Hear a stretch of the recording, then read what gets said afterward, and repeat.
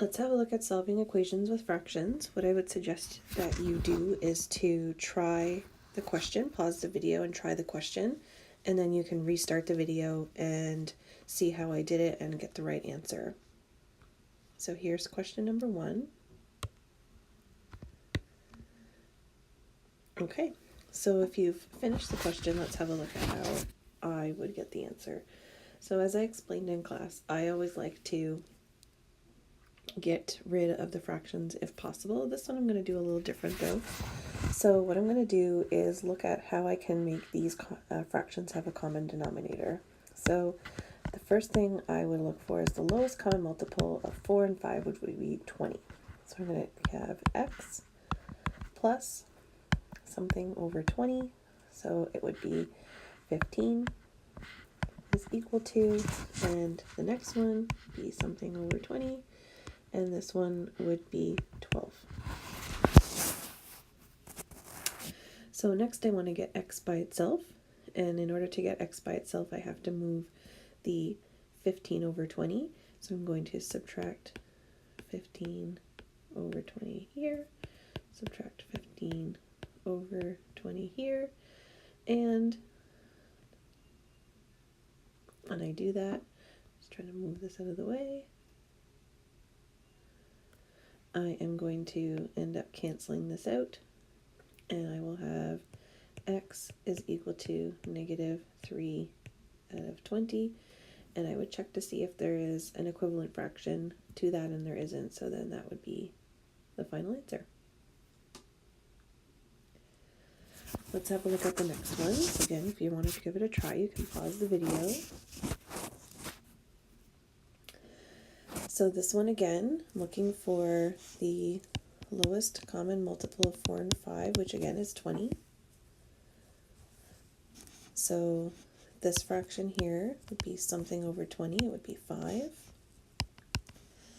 And the next fraction would be something over 20, so many 20ths. And this one would be 12. X subtract 5.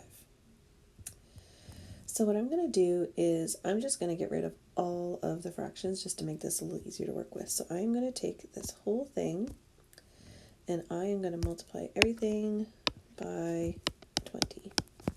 So if I do that, I will end up with 5 equals 12x minus, if I multiply 5 by 100, or by 20, it's going to give me 100.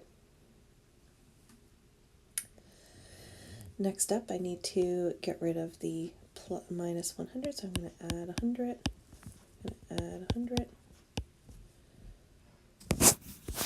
I'm running out of room here. I'm just going to come up here. So I would have 105 is equal to 12x.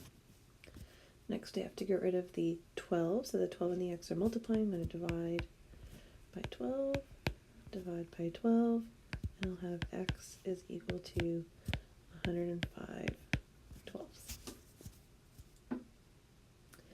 So here's the last one. I'll give you a second if you want to pause the video.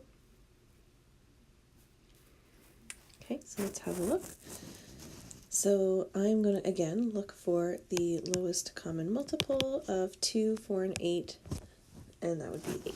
So I'm going to make everything have a denominator of 8. So this would be 4 eighths, x minus 6 eighths is equal to 3 eighths. Next, because I have everything over 8, I'm just going to go ahead and multiply everything by 8 so I can get rid of all these denominators here. So then I would end up with 4x minus 6 equals 3. It's much easier to work with. I need to get rid of any adding and subtracting. So the first thing I'm going to do is get rid of the minus 6. I'm going to add 6. So I would have 4x is equal to 9. It's going to come work over here. So 4x equals 9. The 4 and the x are multiplying, so I'm going to divide by 4 on both sides. So x would be 9 fourths. I can leave it like that, or I can write that it would be the same as 2 1/4, or I can just leave it. All right, thanks for watching.